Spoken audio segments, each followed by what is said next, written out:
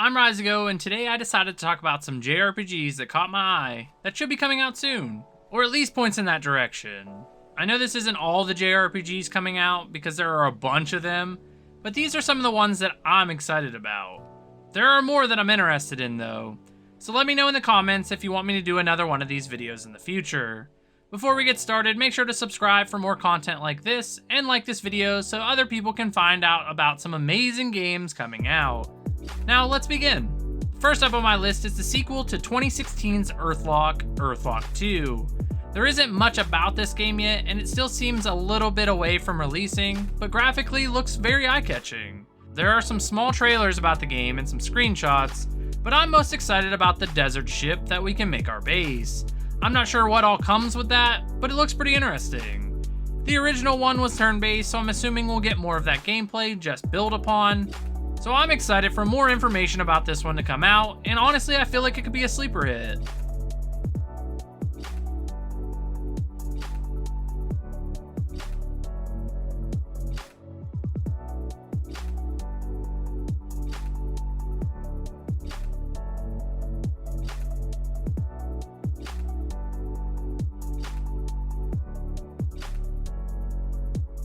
Next up is Metal Slug Tactics, a tactical RPG with roguelite elements.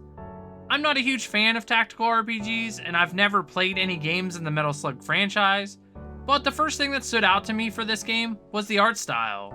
It looks almost hand-drawn, and this helps make the colors pop on the screen. Another thing that stood out was the animations for the attacks and the results of the explosives. It seems that the game combat will be quick even though it's tactical, and I feel like that has a chance to draw in some new players. Maybe some players that normally wouldn't be interested in that genre. Metal Slug Tactics has a release date of sometime in the final quarter of 2024, and appears to be launching on PC, PS4, PS5, Xbox One, Xbox Series X and Series S, and the Nintendo Switch.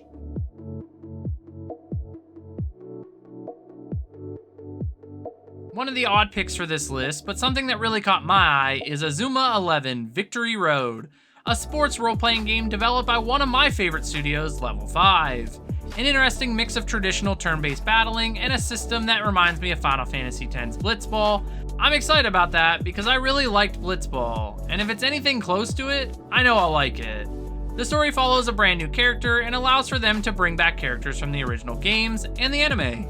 I don't know much about the series, but I love soccer and I'm ready to give this one a chance. It doesn't have a release date other than 2024, so hopefully it doesn't get delayed. There is a Level 5 press conference at the end of September, so maybe we'll find out more then.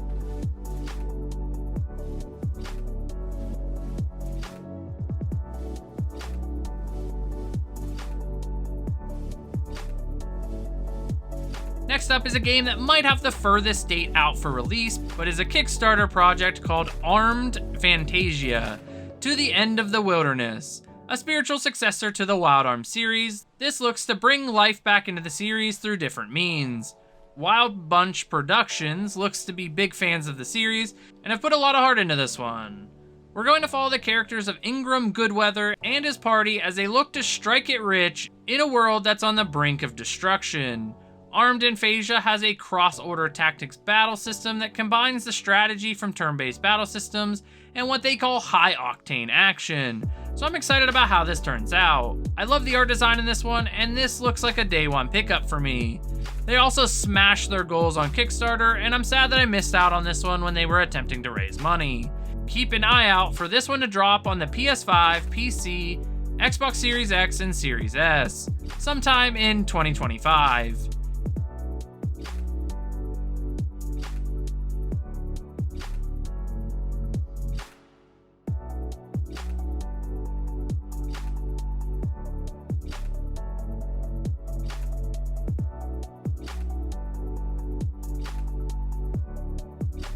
Fantasian Neo Dimension, a 2021 mobile JRPG that's finally making its way to the consoles. Developed by Mistwalker, an underrated developer with games like Lost Odyssey and Blue Dragon, this game follows Leo as he embarks on a journey to recover his memories and figure out the mystery of the mechanical infection. I haven't played the mobile version of this game, but the thing that caught my eye was the battle system for this one.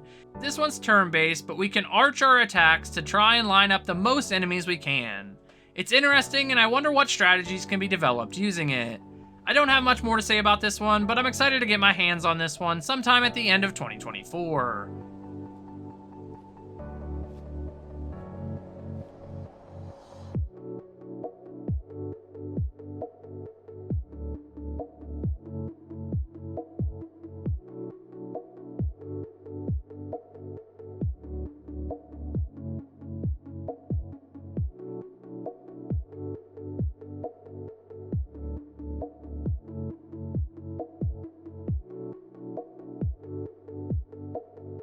Next up is an indie title by the name of Carden Cell, an extremely bright roguelike card battling RPG. The battles are fast and the card system caught my eye. I've been into games with cards recently for some reason. In this one, we play as Neon, the gaming chair detective, as he comes across a new case that throws him into an in-develop game world.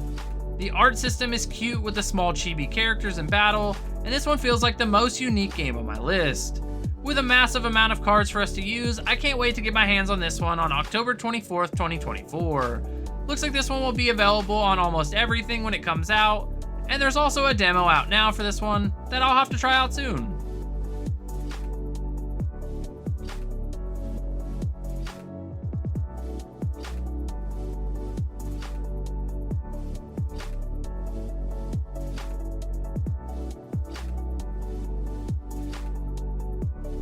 Next up is a Nintendo title that hasn't had an entry in a little while. We get to explore the brand new world of Concordia in this turn-based adventure featuring Mario and Luigi. The art style in this one is beautiful with a very cartoon-looking design, and the combined attacks from our heroes look really good. I've never played any games in this series, but this seems like a good one to start with. I love Nintendo RPGs because they don't take a lot and they aren't overly challenging, so this one is one that I'm very excited about. This one releases soon on the Nintendo Switch on November 7th, 2024, and I haven't decided if I'm going to pick this one up on day one yet.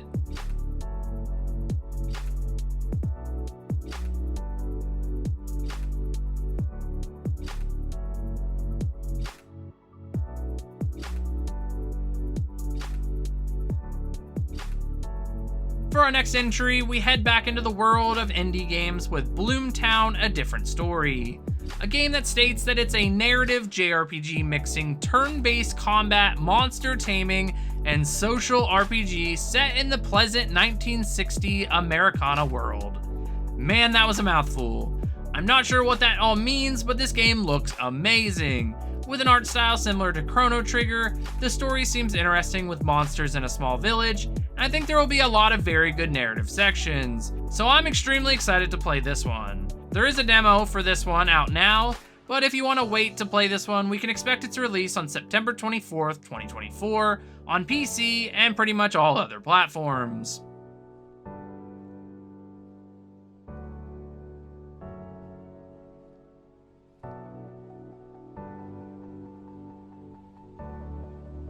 This next one is very personal to me because I've been attempting to play this series for a long time, and I just couldn't find them, or I just didn't want to dish out the money for them. So with the release of Suikoden 1 and 2 HD Remaster, I'll finally get my chance to do that. I don't know much about these games besides people consider them some of the best in the genre.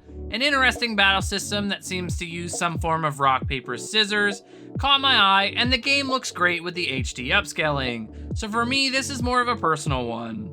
If you want to play this one like me, we'll have to wait until March 6, 2025.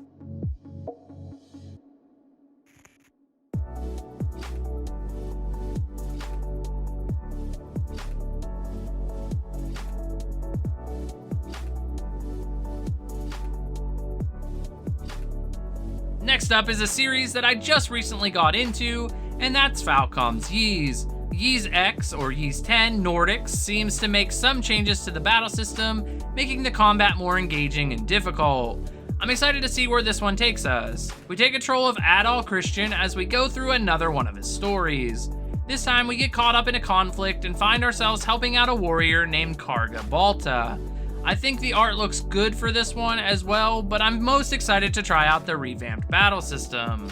This has been out in Japan for a little while, but we're getting the English version soon on October 25th, 2024, and I can't wait to play this one.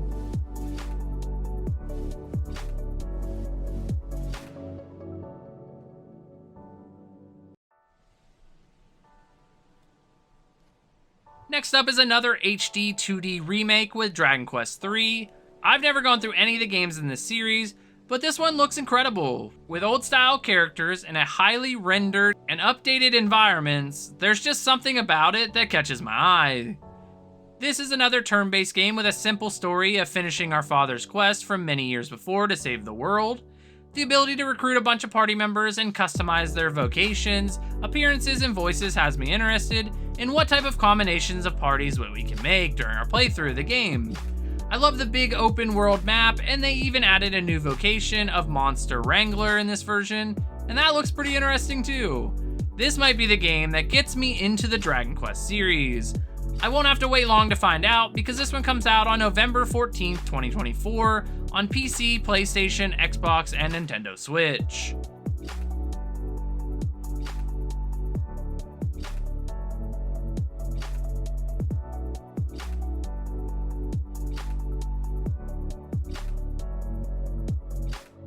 This next game is one that I've always heard people talk about, but I've never really looked into.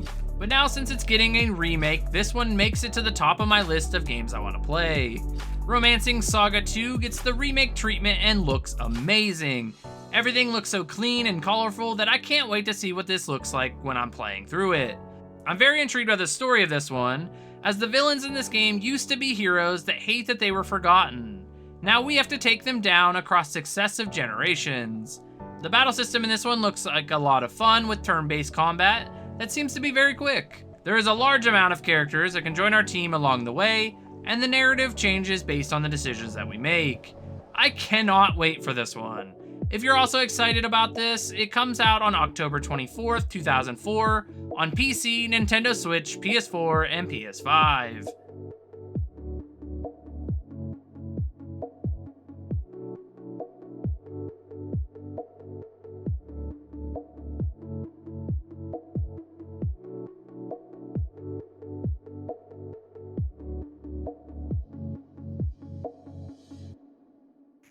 The last JRPG that I have on this list is the one I think is getting the most attention in the community, and that's Metaphor Rephantasmo. Coming from some of the minds from the Persona series and the first original game from Studio Zero since 2016, this game looks like it has a lot to offer. The protagonist seems interesting and non-silent. Also, this one takes a lot of the mechanics from previous Atlas RPGs, so that means there should have some sort of turn-based combat using weaknesses to our advantage. The game takes place in a mirrored medieval fantasy world, meaning that this is going to be a weird one. I think more games need to take place in a medieval world though. There seems to be a lot of hype behind this one, so I'm excited to see what people think of this one when it comes out on October 11th, 2024. I'm not as crazy about this one as everyone else, but I could see myself grabbing this one later on. That's all the games I have on this list for now. I hope you've seen something that caught your eye, and if you did, let me know down in the comments below.